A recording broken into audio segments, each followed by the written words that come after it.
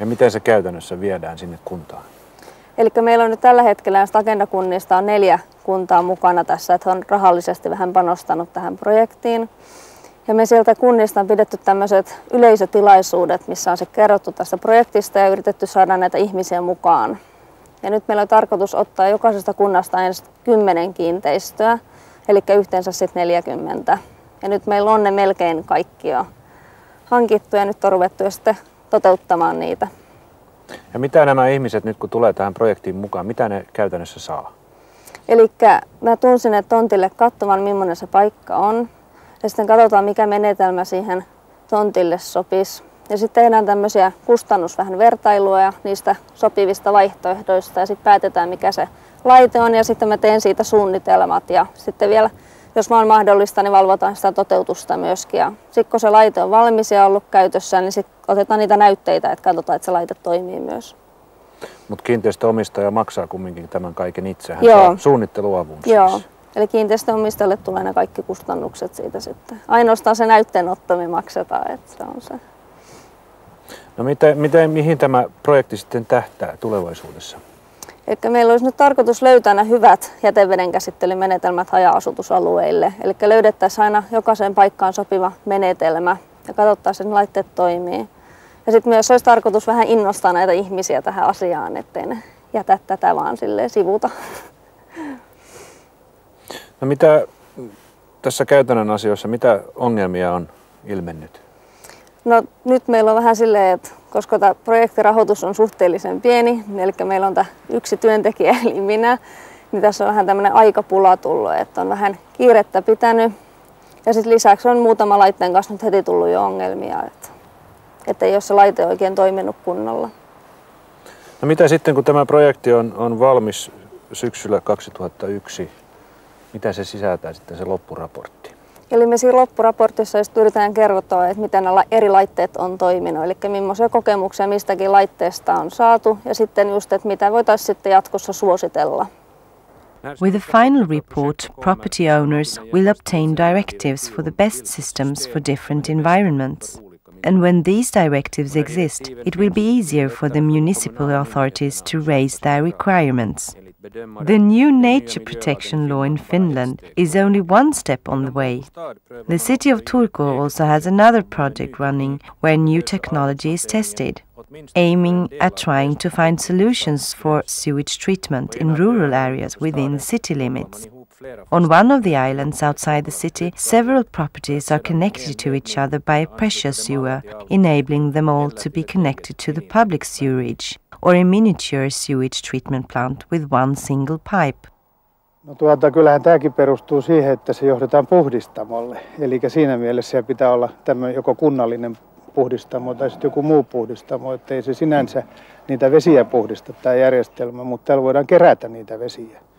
Silloin kun katsotaan, että haja-asutusalueella ei tämmöinen kiinteistökohtainen järjestelmä, mitä siellä nyt on käytössä, hajotuskaivoja ja tämmöisiä, niin jollei se ole riittävä, niin silloin voidaan mennä tämän tyyppiseen ratkaisuun yhtenä vaihtoehtona.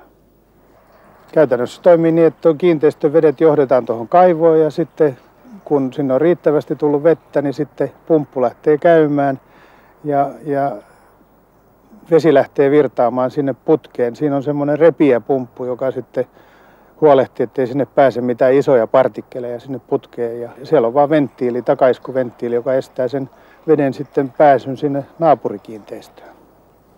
Yleensä tämän paineviemäröinnin suhteen, niin meillähän on Turussa paljon saaristoa ja asioita on ratkaisematta. Sinne rakennetaan jatkuvasti ja määräykset tulee tiukkenemaan ja sitä kautta on erittäin hyvä, että meillä on tämmöinen kokeilu menossa, mistä me saadaan kokemusta.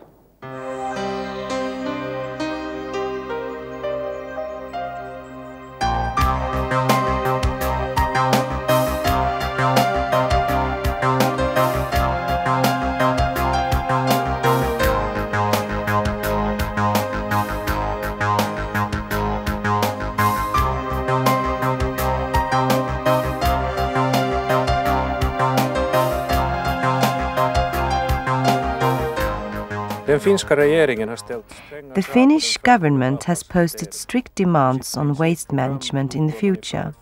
In its principal program, it stipulated that by the end of the year 2000, 50% of the city's waste material should be recycled, and by 2005, that figure should have risen to 70%. Today, about 10% of all the bio-waste is recycled in Turku. Is it then possible to achieve sustainable development through tough legislation? Or are the increasing environmental challenges in the end the responsibility of each individual?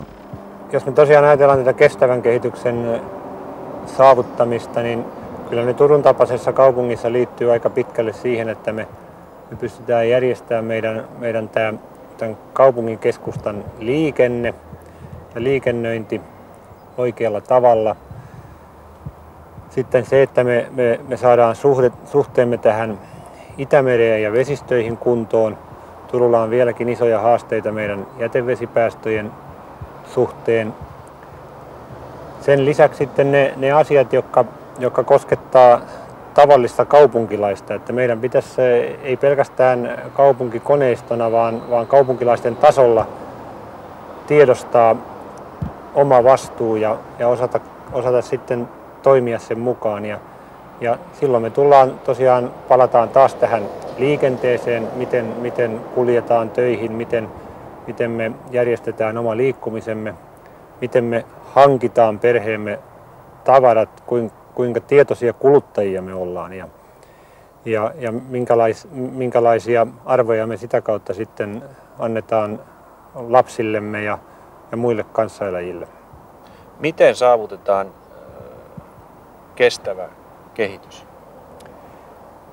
No sen ensimmäinen ja sellainen välttämätön ehto on niin kuin ymmärtää se, että todellakin, että jokaisen oma elämäntyyli, elämäntapa on se perusyksikkö, josta kaikki määräytyy.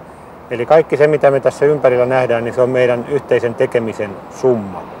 Ja silloin mä näkisin, että se tärkeä asia on tietää ja tiedostaa se, että miten tosiaan nämä omat jokapäiväiset tehtävät sekä työssä että kotona, niin mikä on niiden tällainen yhteisvaikutus.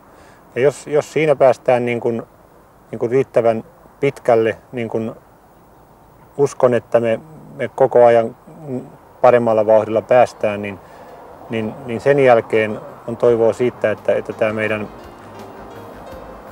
yhteisen käyttäytymisen tulos on myös ympäristön kannalta kestävää.